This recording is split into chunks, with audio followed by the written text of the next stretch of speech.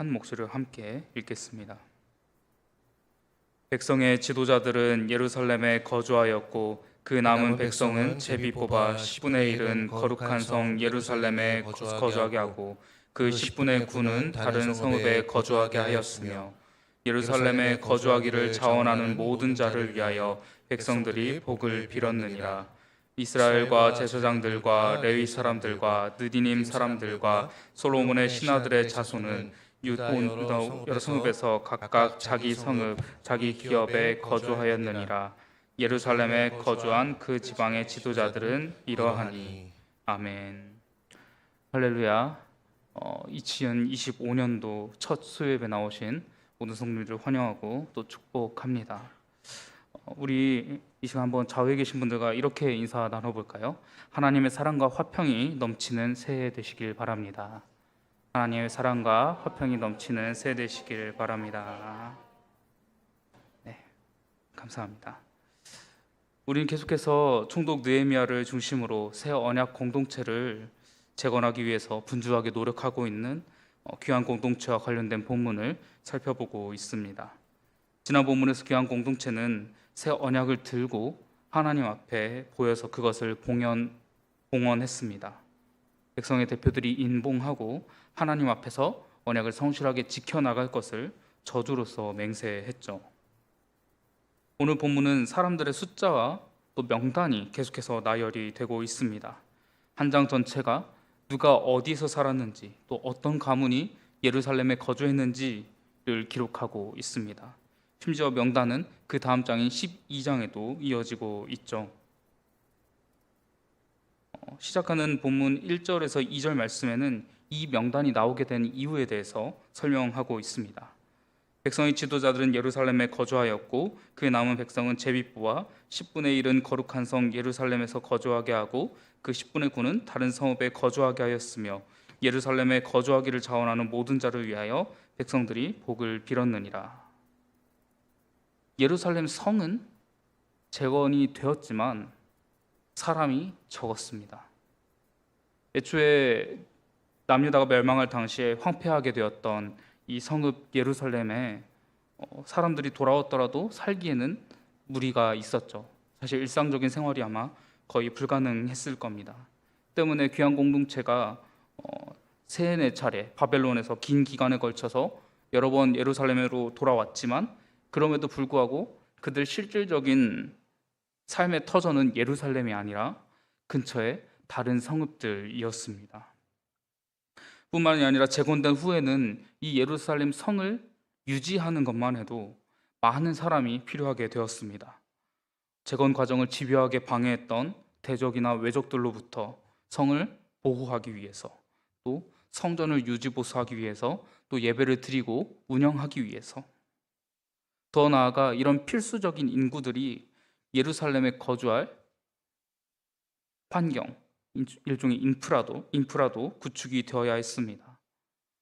식품을 살 수 있는 시장이나 무기나 철부치들을 만들 대장간이나 염색소, 양조장 등 또 이들에게 재료들을 공급할 목축업자, 농부, 광부 등등의 사람들도 분명히 있어야 했겠죠. 다시 말해서 예루살렘 성을 유지하는 것만을 위해서도 헌신된 봉사자들뿐만이 아니라 그 안에서 평범한 삶을 살아나갈 수많은 인구들도 함께 필요했다는 것입니다.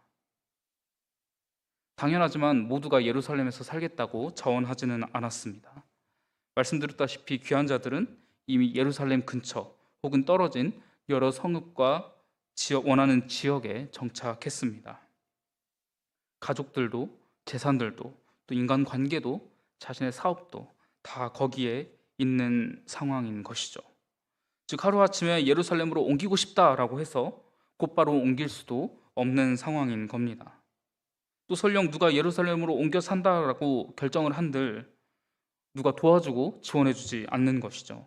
당장 우리가 집을 옮길 때, 이사할 때 혹시 이사비가 얼마나 드는지 다들 아십니까? 이 울산 지역 안에서 이 집에서 저 집으로 옮기기만 해도 비용이 만만치 않게 들어가죠. 그런데 거기서 더 나아가서 울산에서 다른 지역, 예를 들어 대전이나 서울 같은 먼 지방으로 이사를 하게 된다면 비용이 얼마나 들게 될까요? 교통과 기술이 발달하지 못했던 당시로서는 이보다 더 큰 손실을 스스로 감수해야 했습니다. 사람이면 사람대로, 짐승이면 짐승대로, 또 옮겨 다니면서 먹는 음식물대로 수많은 것들을 감수해야 했죠. 그래서 제비를 뽑는 것으로 공동체는 일종의 합의를 받습니다. 모든 백성 중에서 뽑힌 10%, 1할은 예루살렘으로 이주를 하고 나머지 90%, 9할은 다른 성읍들에 원래 살던 대로 흩어져서 거주하기로 말이죠. 한편으로 앞서 말씀드렸던 이런 손실들을 모두 감수하고 스스로 예루살렘에 와서 살기로 결정한 사람들도, 지원한 사람들도 있었습니다. 2절에 보면 예루살렘에 거주하기를 자원하는 모든 자를 위하여 백성들이 복을 빌었느니라. 이 자원한 사람들은 재건된 예루살렘을 지키기 위해서, 더 나아가 공동체가 하나님 중심으로 살아갈 수 있도록 개인의 편의와 또 안락과 재산을 일정 부분 포기한 것입니다. 다시 말해서 누군가는 해야 하지만 나는 하기에 부담스러운 그런 일에 자발적으로 헌신하고 하기로 결정한 것이고, 그리고 그 때문에 백성들은 이들을 축복한 겁니다. 사랑하는 성도 여러분, 우리 교회 안에 이런 모습이 많아지기를 원합니다. 교회와 예배를 위해서 보이는 것과 또 보이지 않는 곳에서, 모든 곳에서 헌신하고 수고하고 섬기는 모든 분들께 사랑과 또 감사의 말로 격려해 주시길 바랍니다. 또 헌신과 섬김 가운데 지치지 않도록, 마음이 상하지 않도록 기도해 주시길 바랍니다. 이 공동체를 이루는 모든 지체들을 다 사랑하되, 특히 공동체를 위하여 헌신하고 수고하는 이들을 더욱 사랑하고 아끼는 것이 단순히 그 지체 하나만을 사랑하는 것이 아니라, 더 나아가 이 공동체를 사랑하고 또 이 공동체의 머리 대신 예수 그리스도를 사랑하는 것이 된다는 사실을 기억하시고 또 실천하시는 모든 성도님들이 되시기를 소망합니다. 이어지는 3절 이하 본문을 보면 예루살렘에 거주하는 사람들의 이름들과 또 역할들이 구체적으로 나오고 있습니다. 사람들 분류되는 것을 보면 제사장들, 레위 사람들, 느림 사람들, 이렇게 볼 수가 있는데요. 유다와 베냐민 지파 사람들, 이스라엘은 주로 도시 방어와 공동체 보호를 담당하는 군인의 역할을 수행했습니다. 제사장들은 본래 그 직분대로 성전에서 하나님께 드리는 제사를 주관했고, 레위인들은 역시 마찬가지로 그 각종 성전의 봉사들을 담당했습니다. 그들만 있는 것이 아니죠. 또 문지기와 느디님 사람들은 성전 출입을 관리하고 여러 가지 실무를 책임졌습니다. 당시에도 이런 여러 직분들과 역할들을 통해서 예배 공동체가 운영되었고, 오늘날도 마찬가지이죠. 오늘날 교회에서도 수많은 직분들과 또 사역들이 협력하면서 각 예배와 사역들이 이루어지죠. 즉 서로 다른 재능과 은사를 가진 사람들이, 지체들이 거룩한 공동체를 세우는데 함께 참여하는 것입니다. 그렇게 앞서 말씀드렸듯이 존중받고 또 사랑받고 격려받아 마땅하지만, 또 다른 한편으로는 그 직분과 사역을 담당하는 본인은 거룩한 부담감을 짊어져야 합니다. 각자가 가진 상황과 환경이 한계가 분명함에도 그 가운데서도 분명히 하나님의 영광을 위한다는, 또 하나님의 사랑으로 최선을 다한다는 헌신, 말 그대로 최선을 다해야 한다는 것이죠. 바라기는 각자 맡겨진 자리에서 하나님을 향한 사랑으로 하나님의 영광을 위하여서 최선을 다해서 헌신하심으로 이 거룩한 공동체를 든든하게 세워가시는 모든 동광의 성도님들이 되시기를 소망합니다. 본문으로 돌아와서 20절에서 36절까지의 말씀은 예루살렘에 들어가지 않은 나머지 백성들에 대해서 말씀하고 있습니다. 그들은 주변 지역으로 흩어집니다. 기럇 아르바, 브엘세바, 아나톳, 높, 오노 등등 여러 지역으로 각자 흩어지죠. 그리고 그들은 그곳에서 각자 기업을 따라서 땅을 경작하거나 또 일상을 이어갔습니다. 이렇게 흩어졌지만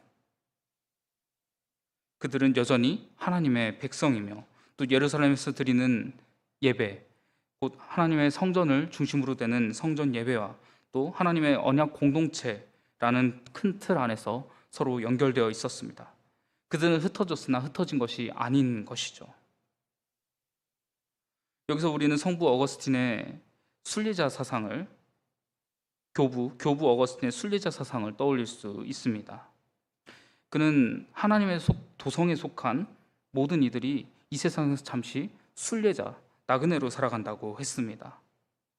이 지상에 있는 어떠한 도시나 나라든지 또 어떠한 곳이든지 하나님 나라처럼 완전할 수 없기 때문에 이 땅에서 살아가는 하나님 나라를 바라보는 모든 성도들은 영원한 하나님 나라를 소망하면서 또 바라보면서 이 땅에서 흩어져서 살아가는 존재라는 것이죠. 오늘날 우리도 마찬가지입니다. 주일에는 혹은 오늘처럼 예배가 있을 때는 다 함께 예배당에 모여서 하나님을 예배함으로 우리가 거룩한 교제를 누리지만 예배가 마치면 각자 직장으로 또 가정으로 세상으로 흩어집니다. 그리고 이렇게 세상에 흩어져 살아가게 되지만 우리는 여전히 하나님의 백성입니다. 하나님께서 우리와 함께 하시고 예수 그리스도께서 우리와 함께 하시듯이 우리가 어디에 있든지 그곳이 바로 하나님의 나라를 바라볼 곳이라는 것이죠. 그러므로 우리는 흩어진 그곳에서 하나님을 바라봐야 합니다. 하나님의 통치와 사랑을 증언하고 또 우리가 나타내야 하는 것이죠. 사랑하는 성도 여러분, 오늘 짧지만 말씀을 정리하도록 하겠습니다. 귀한 공동체는 하나님을 사랑하는 마음으로 거룩한 공동체를 재건했습니다. 마찬가지로 우리가 몸을 담은 이 교회와 또 이 땅이 하나님의 거룩한 공동체가 되어야 합니다. 하나님을 사랑하는 사람들이 모여서 함께 섬기고 함께 예배하며 더 나아가 함께 그리스도의 통치 아래에 있을 때, 그리스도의 통치를 인정할 때 그곳이 곧 하나님의 거룩한 공동체가 되는 것입니다. 그래서 바라기는 하나님의 나라를 바라보는 믿음으로 헌신을 다짐하는 2025년이 되시면 좋겠습니다. 우리 교회가 또 우리 가정이 또 우리의 삶의 자리가 하나님을 사랑하는 공동체로 세워져서 거룩한 공동체, 하나님의 나라를 이 땅에 드러내는 축복이 있기를 주님의 이름으로 소망합니다. 이 시간 우리 함께 찬양하겠습니다. 전심으로 주님 손에 맡겨드립니다.